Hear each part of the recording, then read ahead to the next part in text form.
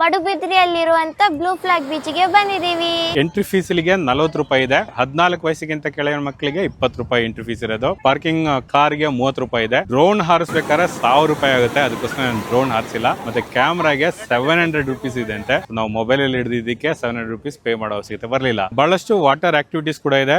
Kayaking ಇದೆ, ಈ ಕಡೆ ಬ್ಯಾಕ್ ವಾಟರ್ಸ್ ಇದೆ, ಇದರಲ್ಲಿ ಬೋಟಿಂಗ್ ಕೂಡ ಇದೆ. ನಮ್ಮ ಸಂರಕ್ಷಣೆಗೆ ಅಂತ ಲೈಫ್ ಗಾರ್ಡ್ ಕೂಡ ಇದ್ದಾರೆ. ಒಂದು 6 ಕಾಲ್ವರೆಗೂ ಅಷ್ಟೇ ನಾವು ನೀರಲ್ಲಿ ಆಟ ಆಡಕ್ಕಾಗೋದು.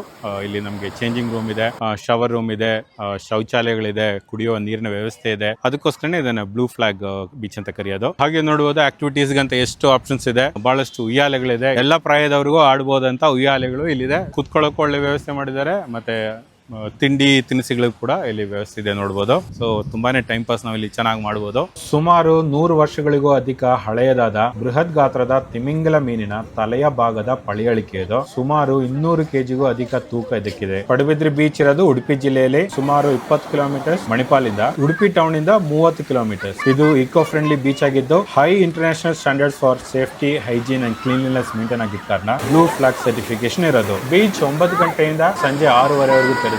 6:50ಕ್ಕೆ ಶವರ್ ಕ್ಲೋಸ್ ಆಗುತ್ತೆ. 7 ಗಂಟೆಗೆ ಬೀಚ್ ಕೂಡ ಕ್ಲೋಸ್ ಆಗುತ್ತೆ.